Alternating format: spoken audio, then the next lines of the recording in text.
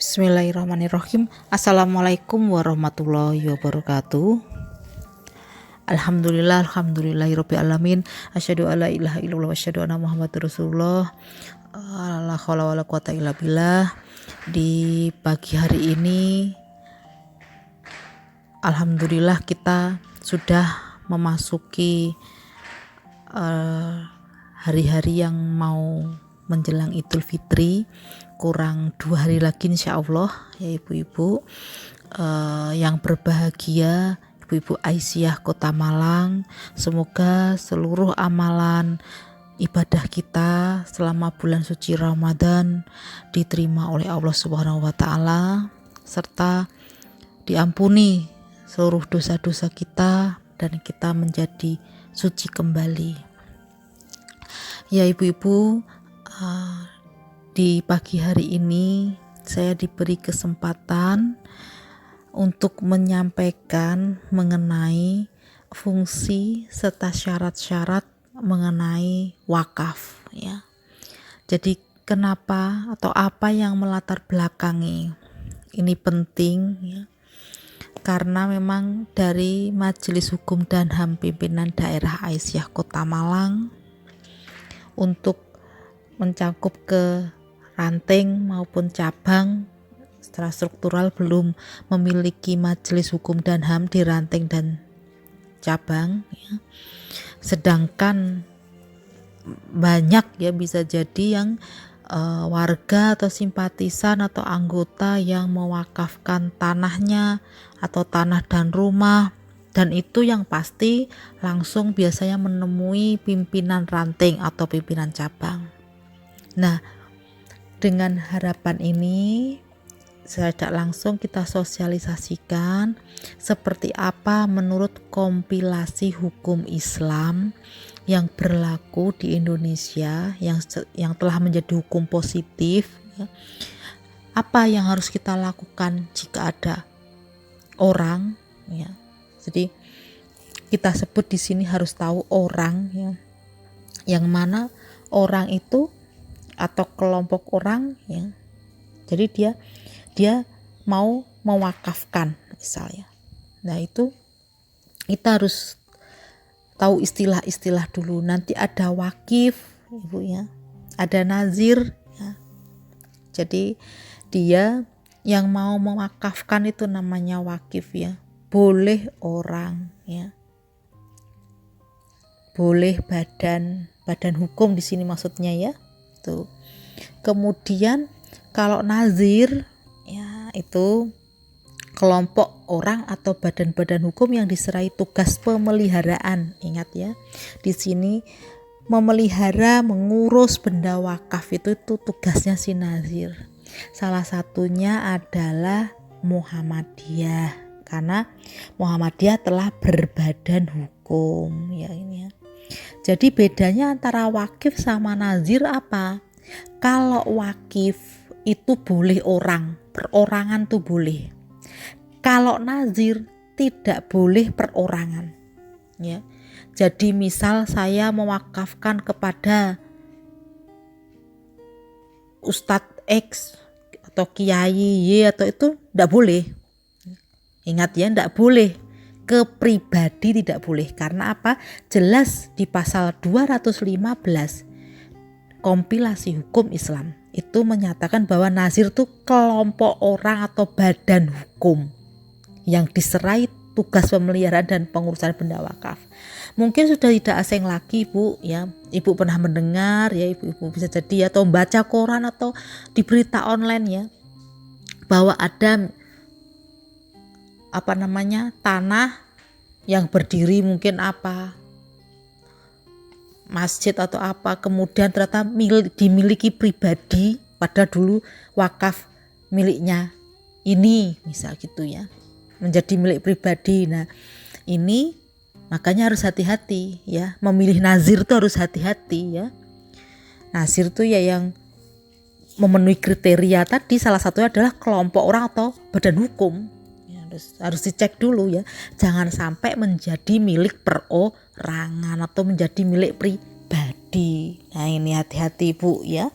Ini yang perlu kita sosialisasikan ke masyarakat, yang kadang masyarakat mohon maaf ya melihat figur ya, melihat ketokohan, udah akhirnya karena saya ini lillahi ta'ala, karena ini di jalan Allah ya. Memang nanti fungsinya wakaf itu adalah, jadi fungsinya wakaf tuh di pasal 216 ya, mengekalkan manfaat benda wakaf sesuai dengan tujuan wakaf. Misal nih, ada yang wakif ya, itu ini nanti untuk balai pendidikan atau yang penting bergerak di pendidikan, atau ada yang untuk masjid, ada yang untuk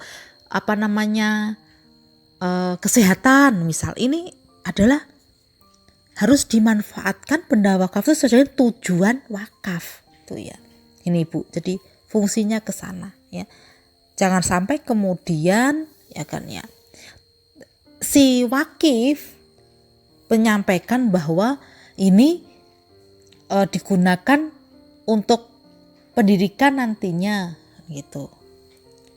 Si nazir kalau setuju ya, itu harus disampaikan bahwa oh iya, baik, kami menerima amanah itu, misal berarti harus betul-betul dilaksanakan kalau seperti itu. Karena tadi ingat, nazir itu tugasnya memelihara dan mengurus benda wakaf.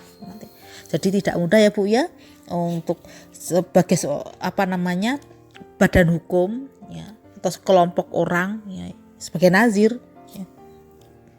Karena memang harus memelihara dan mengurus benda wakaf. Nah itu ya. Nah, nanti ada istilah-istilah lagi Bu mengenai ikrar. Nah, ini penting karena ikrar di sini tuh pernyataan kehendak dari wakif untuk mewakafkan benda miliknya. Nah, kemudian objek atau benda milik yang dimaksud di dalam wakaf ini apa? Itu ya. Yang bagaimana ya? Segala benda baik benda bergerak atau tidak bergerak yang memiliki daya tahan yang tidak hanya sekali pakai dan bernilai menurut ajaran Islam. Nah, ini yang memiliki nilai ya. Jadi tidak hanya sekali pakai terus habis, tidak kan gitu ya. Yang dia tetap memiliki daya tahan ya untuk dipakai ya. Misal benda tidak bergerak ya, bisa tanah dan rumah ya. Benda bergerak itu bisa mobil ya. Tuh.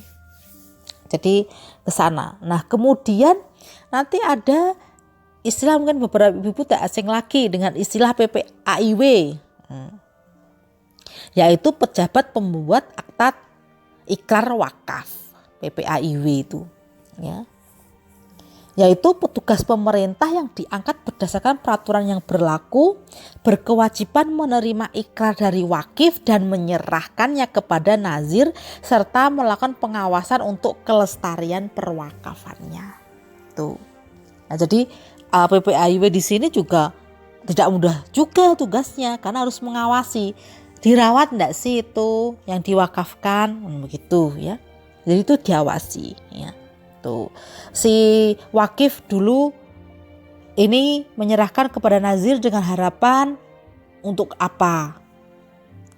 Ini diawasi ya, tuh ya. Nanti dari unsur mana yaitu ya.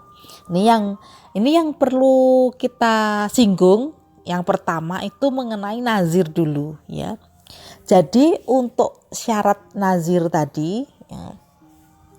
Jadi untuk syaratnya nazir ya, kita tahu bahwa si nazir ini adalah kumpulan sekelompok orang atau yang berbadan hukum, jelas, tapi harus ada yang mewakili di sini ya. Dia mewakili dan memenuhi syarat ya. Memenuhi syarat sebagaimana yang tertuang di dalam pasal 219 ayat 1 dalam kompilasi hukum Islam ya. Nanti ada kaitannya dengan ayat 2-nya juga itu ya. Salah satunya syaratnya adalah warga negara Indonesia WNI, beragama Islam, sudah dewasa, sehat jasmani dan rohani, tidak berada di bawah pengampuan ya. Jadi orang-orang yang di bawah pengampuan itu mohon maaf tidak cakap hukum bahasanya ya. Jadi tidak bisa melakukan perbuatan hukum ya. Jadi dia tidak di bawah pengampuan kan gitu. Jadi yang di bawah pengampuan itu kan orang-orang yang maaf tidak cakap hukum tadi ya. Tuh ya. Kemudian bertempat tinggal di kecamatan tempat letak benda yang diwakafkannya. Misal wakafnya itu tanahnya di kecamatan Blembing. Kemudian si wakif rumahnya di kecamatan Kedung Kandang.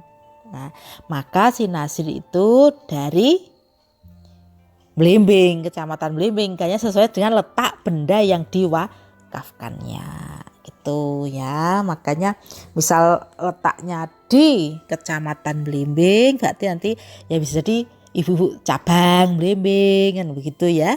Tuh. Kemudian di pasal 219 di ayat 2-nya, jika berbentuk badan hukum, nih ya, Muhammadiyah sudah berbadan hukum kan gitu ya. Maka nazir harus memenuhi syarat apa? Badan hukum Indonesia dan berkedudukan di Indonesia, memenuhi syarat ya gitu ya. Kemudian huruf B-nya mempunyai perwakilan di kecamatan tempat letak benda yang diwakafkan, memenuhi syarat kan begitu ya. Karena Muhammadiyah punya sampai ranting kan selevel kelurahan ya Bu ya, itu punya ya. Ini mintanya level kecamatan berarti cabang ya. Alhamdulillah Muhammadiyah memenuhi itu ya, berbadan hukum, sudah berkedudukan di Indonesia ya, kemudian memiliki perwakilan di kecamatan juga ya kan gitu ya, punya PCM, punya PCA kan gitu ya, pimpinan cabang Aisyah punya kan gitu ya, itu sudah terpenuhi. Jadi tidak heran kalau kemudian selama ini kalau ada yang wakaf misal nih di kecamatan Blimbing ya, kita melibatkan ibu-ibu cabang Blimbing gitu. Karena apa? Karena objek ada di lokasi kecamatan Blimbing ya, itu ya. Tuh. Ini ya, jadi nah, kemudian apa yang harus dilakukan ya? Si nazir ini tadi kan sudah ada yang mewakili nih, karena sekumpulan kelompok orang atau berbadan hukum ya. Ya. Maka si nazir harus didaftar pada kantor urusan agama kecamatan setempat ya. Nih, jadi setelah mendengar saran dari camat dan majelis ulama kecamatan untuk mendapatkan pengesahan. Jadi apa Bu?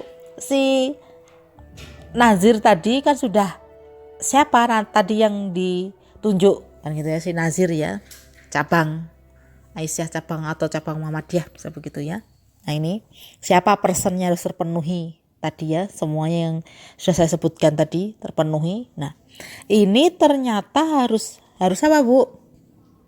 Datang nanti ke KUA. Jadi untuk sekarang ini Bu, datang ke KUA tuh tidak hanya untuk menikah saja ya. Ternyata nanti untuk wakaf pun urusannya dengan kantor urusan agama kecamatan. Nah, sesuai dengan objeknya, objek wakaf tadi ya, tuh ya. Nih, kemudian di ayat selanjutnya ayat 4, nazir sebelum melaksanakan tugas harus mengucapkan sumpah di hadapan kepala kantor urusan agama kecamatan. Disaksikan sekurang-kurangnya oleh 2 orang saksi dengan isi sumpah sebagai berikut ya. Ada sumpahnya Bu, nazir itu disumpah oleh kepala KUA ya itu. Jadi nih sumpahnya salah satunya ya, demi Allah saya bersumpah bahwa saya untuk diangkat menjadi nazir langsung atau tidak langsung dengan nama atau dalih apapun tidak memberikan atau menjanjikan ataupun memberikan sesuatu kepada siapapun juga. Saya bersumpah bahwa saya untuk melakukan atau tidak melakukan sesuatu dalam jabatan ini tiada sekali-sekali akan menerima langsung atau tidak langsung dari siapapun juga suatu janji atau pemberian. Saya bersumpah bahwa saya senantiasa akan menjunjung tinggi tugas dan tanggung jawab yang dibebankan kepada saya selaku nazir dalam pengurusan harta wakaf sesuai dengan maksud dan tujuannya. Nah itu Bu ya.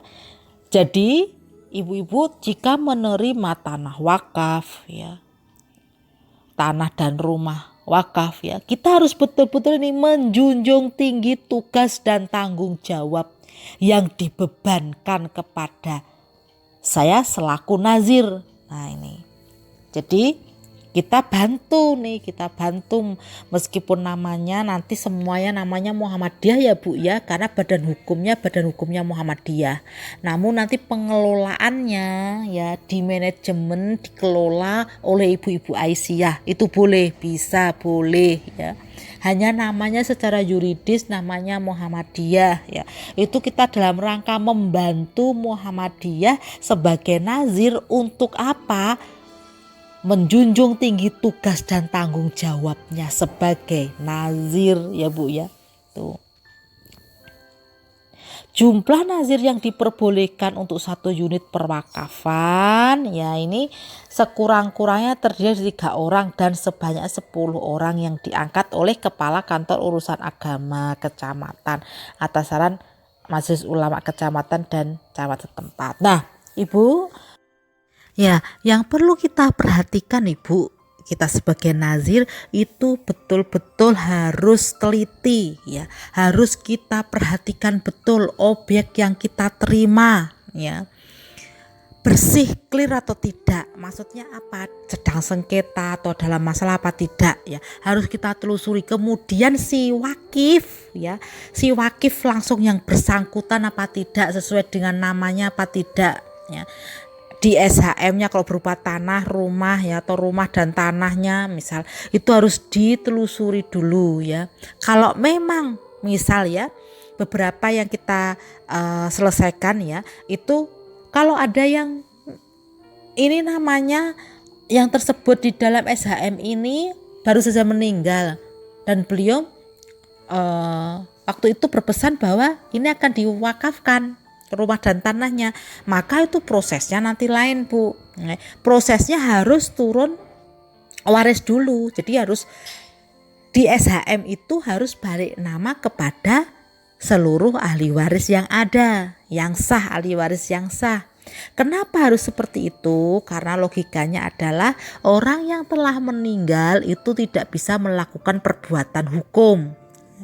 Jadi harus balik nama dulu ya, di SHM itu harus balik nama. Setelah balik nama kepada ahli waris, baru nanti bisa diproses, dilakukan yang namanya ikrar ya, kemudian untuk sumpah ya, kemudian di hadapan ketua KUA tadi proses itu bisa dilakukan, bahkan sampai nanti proses balik nama di BPN ya, itu karena harus lengkap ya, ada fotokopi KTP, fotokopi KK ya dari pihak si wakif kan begitu. Artinya apa? Ini kita harus perhatikan dulu secara yuridis ini posisinya bagaimana itu ya. Apakah itu berbentuk SHM atas namanya si wakif langsung atau tidak ya gitu ya. Atau yang sudah punya nama ini ternyata sudah almarhum atau almarhumah misal begitu ya, terus turun waris dulu prosesnya. Lah kalau namanya sesuai dengan yang wakif sekaligus yang namanya tertera di SHM itu ya bisa langsung proses langsung ya, pembacaan ikrar di hadapan kau itu bisa proses langsung sampai ke BPN balik nama untuk dari wakif ke nazir. Dari yang tadi namanya person, misal Ibu X atau Bapak Y misal begitu ya, itu bisa balik nama kemudian kepada Muhammadiyah gitu ya, kalau si nazirnya Muhammadiyah tuh. Jadi prosesnya seperti itu ya, dari apa yang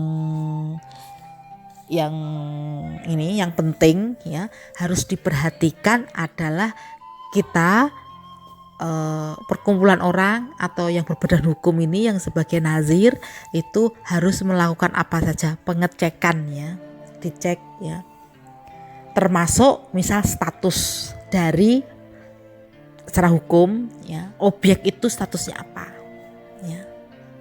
Misal masih HGB, hak guna bangunan ya, itu masa berlakunya sampai kapan ya.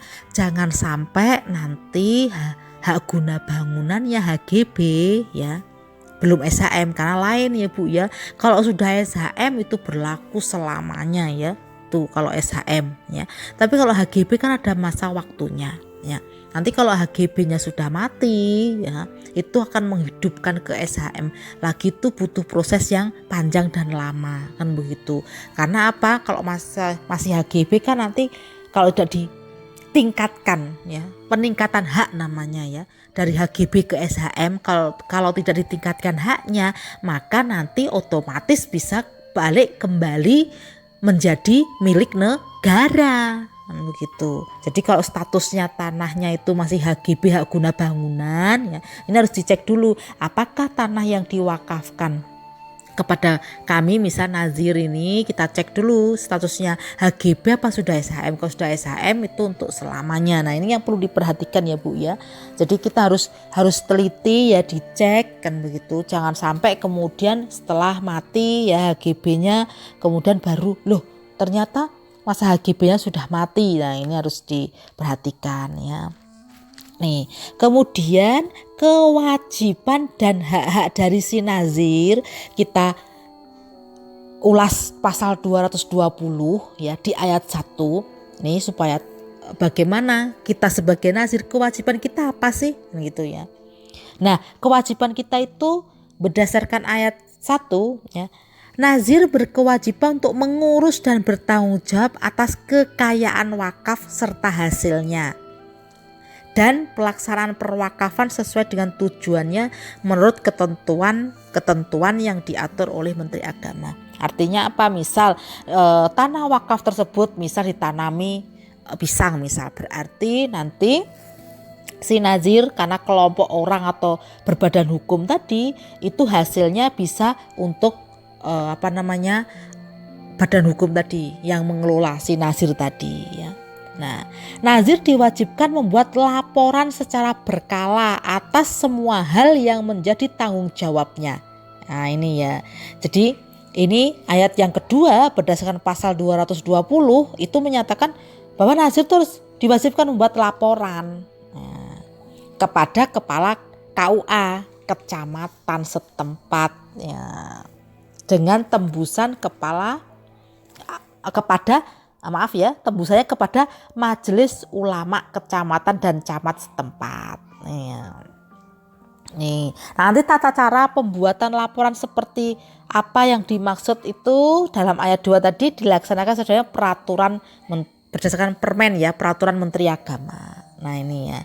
Tuh, jadi harus kita buat laporan Bu ya, ini ya, bagaimana kalau kita sudah menerima, kita sudah siap ya untuk diamanahi mengelola ya, untuk kepentingan sesuai dengan apa yang diamanahkan dari si wakif ya, maka kita harus bertanggung jawab dengan membuat laporan. Nah ini ya, jadi harus tuh ya. Nazir diberhentikan oleh kepala kantor urusan agama, ini ada di pasal 221 ayat 1 ya. Jadi nazir diberhentikan oleh kepala kantor urusan agama kecamatan karena huruf A meninggal dunia, B atas permohonan sendiri, C tidak dapat melakukan kewajibannya lagi sebagai nazir ya, D melakukan suatu kejahatan sehingga dipidana. Apa mungkin ini huruf C? Bisa jadi mungkin tidak dapat melakukan kewajibannya lagi sebagai nazir. Misal nih, saya kayaknya sudah nggak sanggup sebagai nazir, saya serahkan ke badan hukum yang lain. Apa ada itu ya. Tuh ya, beberapa ada yang begitu, karena sudah nggak sanggup lagi, saya alihkan aja ke badan hukum yang lain. Nah ini ya, karena dia sudah tidak dapat melakukan kewajibannya lagi sebagai nazir.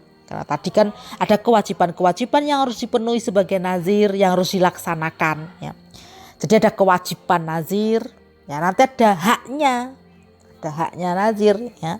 Nah, masih di pasal 221 kita lanjutkan di ayat 2-nya ya.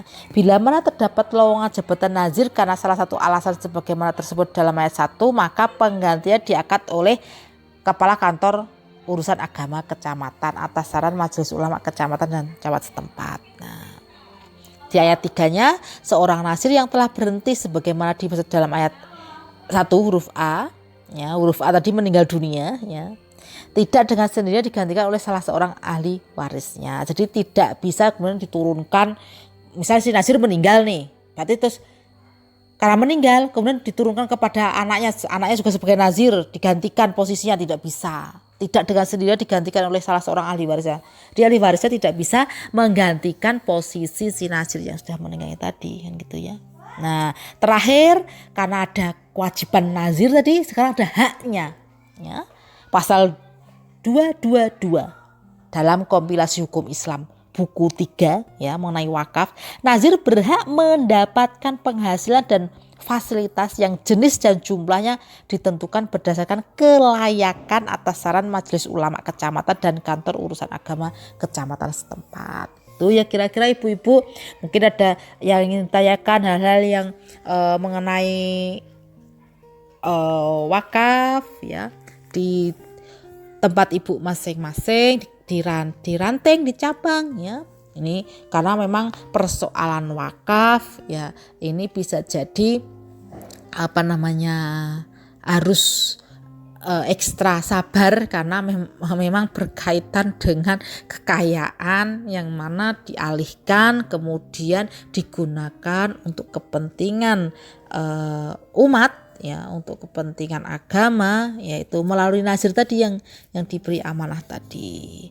Itu kira-kira ibu-ibu mungkin nanti lebih sharing lagi karena tata cara perwakafan ini yang tadi belum kita singgung, ya, nanti saya singgung sekilas, ya, sebelum saya tutup. Pada intinya nanti tata cara perwakafan, ya, menyatakan ikrar di hadapan PPAIW, ya, kemudian isi dan bentuk ikrar wakaf ditetapkan oleh Menteri Agama, kemudian pelaksanaan ikrar, ya, nanti kemudian dari ikrar itu, ya, nanti ada beberapa dokumen yang harus diserahkan, ya, kepada pejabat yang tersebut, yaitu PPAIW tadi, ya. Kemudian pendaftaran benda wakaf, ya, karena memang tadi prosesnya sampai nanti balik nama kepada wakif. Begitu kira-kira ibu-ibu. Saya terbuka jika ada yang ibu-ibu ingin menambahkan, ya, kemudian atau ingin bertanya, ya, dengan senang hati. Saya mohon maaf jika ada kesalahan. Terima kasih. Nasrul minallah wa fatun qorib. Wabasyiril mu'minin. Wassalamualaikum warahmatullahi wabarakatuh.